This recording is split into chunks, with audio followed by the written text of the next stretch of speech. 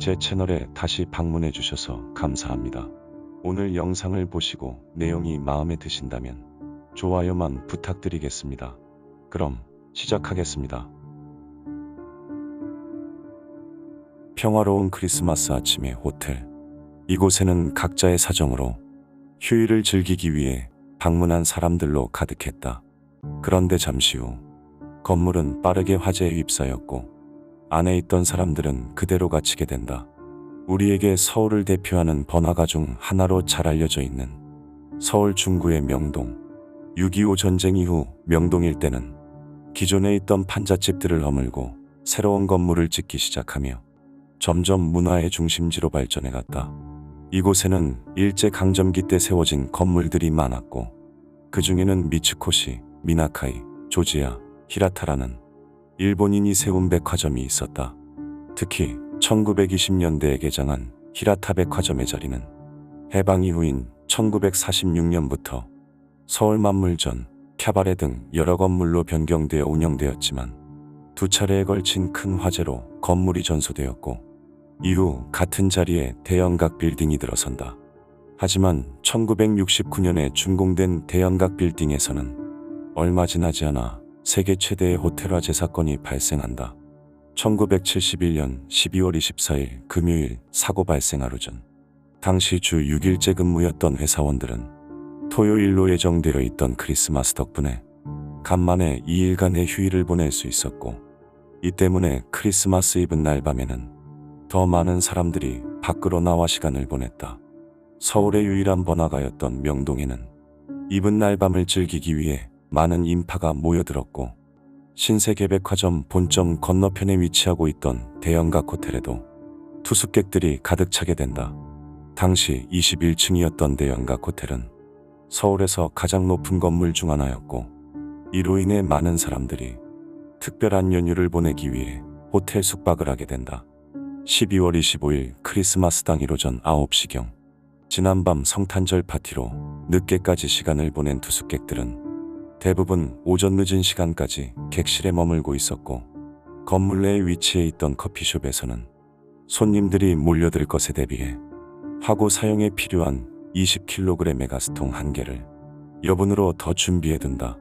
그런데 그때 오전 9시 50분경 갑자기 커피숍에서 폭발이 일어났고 불길은 엄청난 기세로 번지기 시작한다. 화재 발생과 동시에 불길이 계단으로 번져 대피할 수 있는 통로가 막혀버렸는데 이후 엘리베이터 또한 운행이 정지돼 버리면서 사람들은 그대로 건물 안에 갇힌다. 하지만 당시 호텔 옆 멀지 않은 거리에 여러 건물들이 위치해 있어 저층 객실에 머물고 있던 투숙객들은 옆 건물 옥상으로 뛰어내리거나 옷가지와 침구류 심지어 침대 매트리스를 이용해 창문 밖으로 탈출하기 시작한다. 같은 시각 호텔로부터 1km 내에 위치해 있던 소방서에서 구조대가 출동하여 현장에 도착하였지만 당시 고층 건물 화재에 대해 경험이 없던 그들은 최대 7층 높이까지 접근할 수 있는 장비가 전부였고 그 위층에 있던 사람들은 구조가 어려운 상황이었다. 공사들을 데려와 화살애로 풀을 묶어 쏘기도 하였지만 화살이 너무 가벼워 역부족이었고 그렇게 불길은 발생 1시간 30분 만에 21층 건물 전체를 집어삼킨다.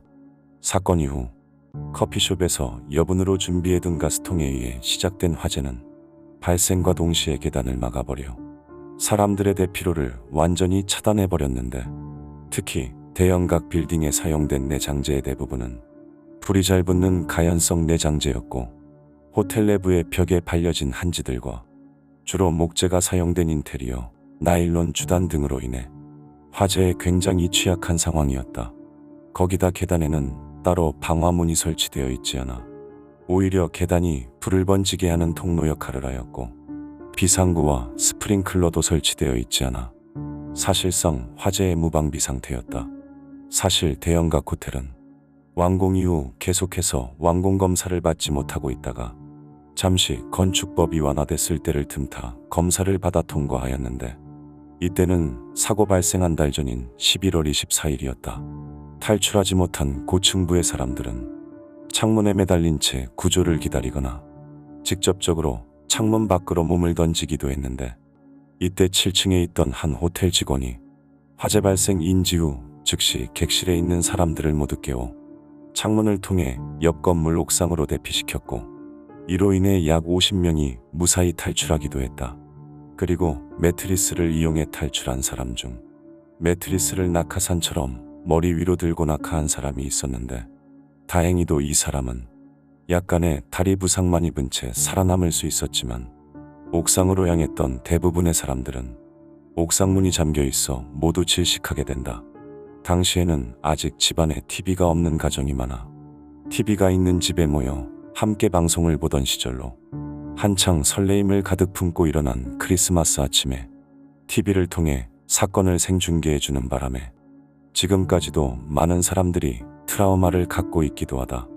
그리고 이 대형각 사건은 화재 발생 25년 전인 1946년 12월에 발생했던 미국의 와인코프 호텔 화재 사건과 굉장히 유사했는데, 특히 개방형의 계단으로 인해 화재의 확산이 빨랐던 점과 건물에 가연성 내장재를 사용한 점, 그리고 스프링클러가 설치되어 있지 않았던 점 등 여러모로 유사한 점이 많았고, 두 경우 다 당시 건축법상 소방시설의 어점이 원인이었다. 거기다 1970년대 한국은 빠른 속도로 서울이 개발되어지고 있어 안전을 경시한 채 만들어진 건물들이 다수였고, 무려 100여 개에 가까운 고층 빌딩이 만들어졌지만 성장에만 급급해하는 사회적 분위기 탓에 화재 예방 등 안전 대책이 부족한 상황이었다. 결국 이 사건으로 호텔 안에 머물고 있던 약 300명 중 166명이 세상을 떠났고 25명이 현장에서 실종되었다. 그리고 나머지 110여 명의 생존자들은 무사히 현장에서 구조되거나 자력으로 탈출하였지만 부상자가 70여 명에 달했고, 대부분의 사람들이 트라우마에 시달리게 되었다. 현장에 출동한 1000명이 넘는 사람들의 구조 작업으로 불길은 발생 7시간 만에 모두 진압되었지만, 건물 내부의 열기로 인해 온도가 너무 높아 수습 작업을 하는 데까지는 18시간이 더 걸렸다. 그리고 이 사건 이후 모든 건물의 스프링클러 설치가 의무화되었고, 화재보험에 특수건물 사망특약이 추가되며 화재보험법을 제정하는 계기가 되기도 했다. 한편 대형각이라는 이름 중 연은 한자로 태우다, 불에 타다라는 의미를 갖고 있지만, 현재까지도 고려대 영각타워라는 이름으로 같은 자리에서 계속 사용되고 있다. 영상을 끝까지 봐주셔서 감사합니다. 영상에 대한 의견이나 보고 싶은 영상이 있으시다면 댓글로 남겨주시면 감사하겠습니다. 감사합니다.